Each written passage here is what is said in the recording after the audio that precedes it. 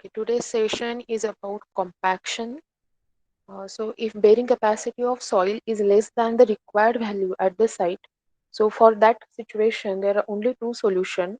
First is to get at greater depth for the foundation. Now, this involves more expenditure and change in design. Another option is to improve the bearing capacity of soil by various procedures. So one of the procedure involves compaction. So before going to the compaction, we should learn about the compressibility of the soil. So it is the process of decrease in volume of soil due to increase in load of the soil. So this process may be due to expulsion of pore air or expulsion of pore water. As pore is nothing but the empty spaces which are between the soil particles. So the if it is expulsion of pore air, then this compressibility is called as compaction. And when it is expulsion of pore water, it is termed as consolidation. So soil compressibility can be divided into two major parts. Now compaction and consolidation. So compaction is an instant process as we apply load with impact. So it will be rapid mechanical process and you can get the compaction. You can achieve the compaction in the soil. Consolidation is time dependent as it is a gradual process of squeezing of pore water from the soil. So remember these two terms. These are very important terms as comparison. So what is compaction? It is a simple ground improvement technique where the soil is densified through external compactive effort. So the increasing the density of soil by application of mechanical energy. Mechanical energy, you might have seen the rollers on the road to compact the soil. So that is nothing but mechanical energy. So what it is doing, it is reducing the air voids as well as we are modifying some amount of water content so the better compaction can be achieved. Now, what is the purpose behind this compaction process? Obviously, to increase density, shear strength, and bearing capacity of soil.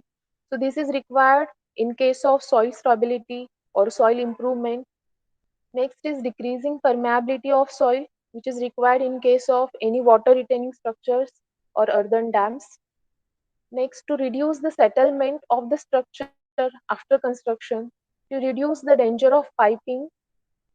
This is required for seepage control in case of earthen dam and to increase the resistance to the soil erosion might be due to rain or any other causes.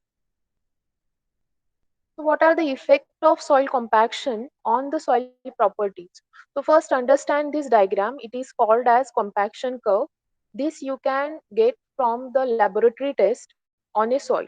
So here you can see we are measuring the density, dry density of the soil and water content. Okay, so with the increasing water content and compactive effort, the dry density is getting maximum peak point, and after which gradual further increment of the water content reduces the dry density of the soil.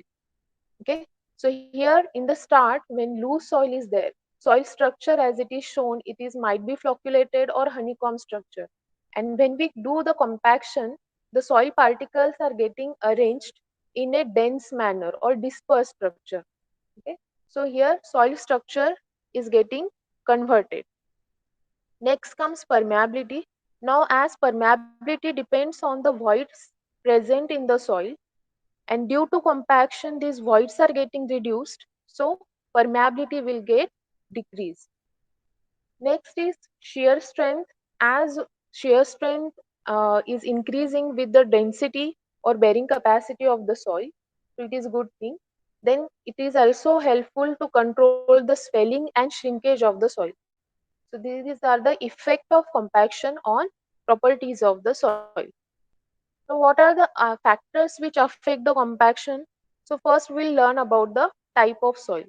So your well-graded soil is nothing but when all the size of particles present in the soil that we termed as a well-graded soil.